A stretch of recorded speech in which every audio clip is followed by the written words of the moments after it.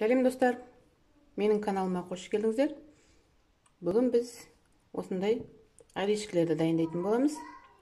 Менімен бірге соңына дейін болыңыздар.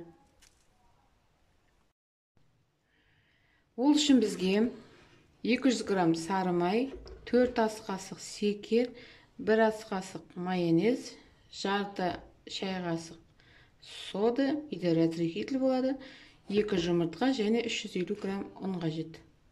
Ал енді бастаймыз.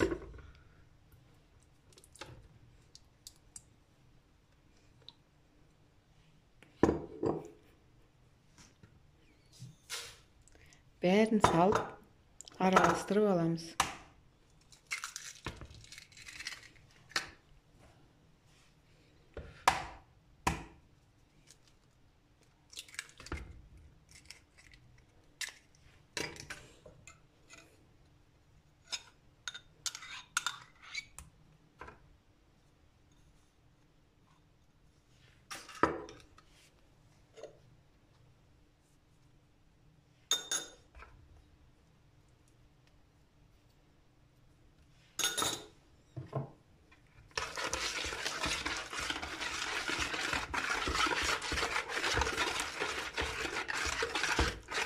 Енді ұнымызды салып, илейміз.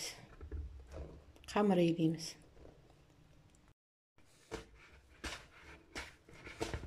Осылай қамырымызды илеп,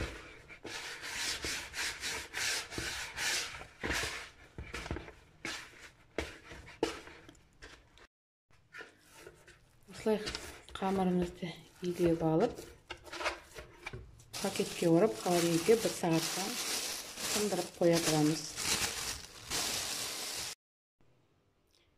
Тестімізді холодильниктен шығарып алып, осындай бәрін бірдей көлемде 7 граммнан өлшеп бәрін дайындап қойдым. Енді осыны берсе формамызға салып пісіріп аламыз. Менікінің формасы орешкім үлкендеу. Онда 7 граммнан өлшедім. Сіздер өздеріңіздің формаларыңызға қарайсыздар.